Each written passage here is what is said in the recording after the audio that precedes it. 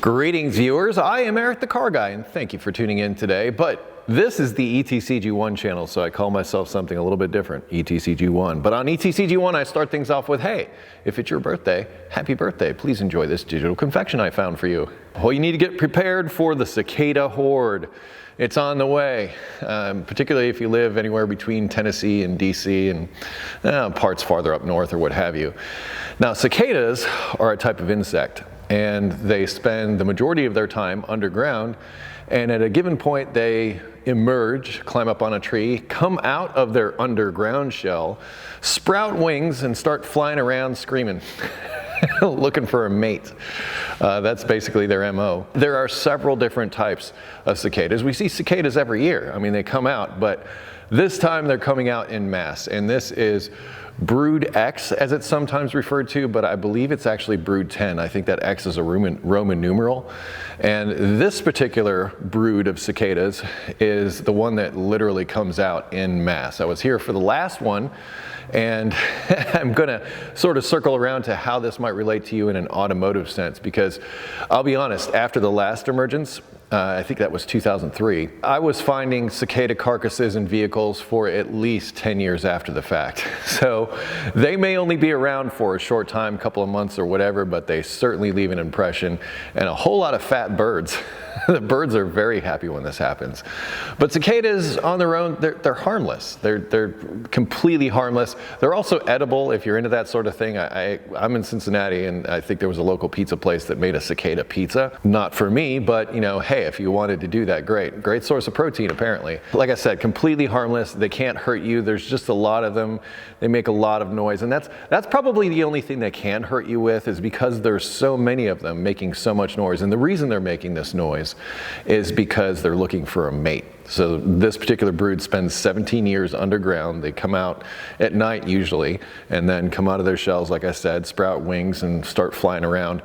And they, well, that noise that they're making, they're like, hey girls, hey ladies.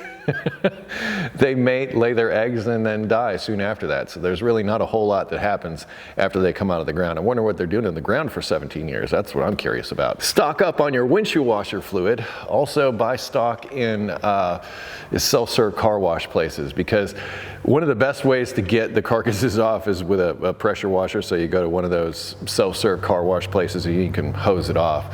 But I usually find them like down on the cowl underneath the windshield wipers. When I take the little plastic covers off, splash shields and things like that under vehicles, I find them there. And like I said, I find them for a long time after the fact. So they'll come out, they'll make a bunch of noise, but they'll be around for a bit. But as far as your vehicle's concerned, really harmless, other than, you know, the splatters and things like that as you might be driving along. But there will be a lot of them, a whole lot of them. Now, back in the day, like the Greeks used to, they've even got some mythology about this. I don't remember the exact names, but some guy like broke a guitar string and he had a cicada, and the cicada just happened to be the same note. So whenever he would need to play that note, the cicada would chime in, and he won some contest for it. I watch anime. There's a whole lot of cicada symbolism in anime. You know, there's lots and lots of it. They're revered, ancient worship, that kind of thing, but once again, completely harmless, also edible. Were you around for the last mass emergence? I'm in Cincinnati, which is kind of a ground zero area for them, and there was a lot of them. It was my first experience with them. I hadn't experienced them previous to that, but man, that was weird and smelly. You know, after a while they die off and it gets a little smelly.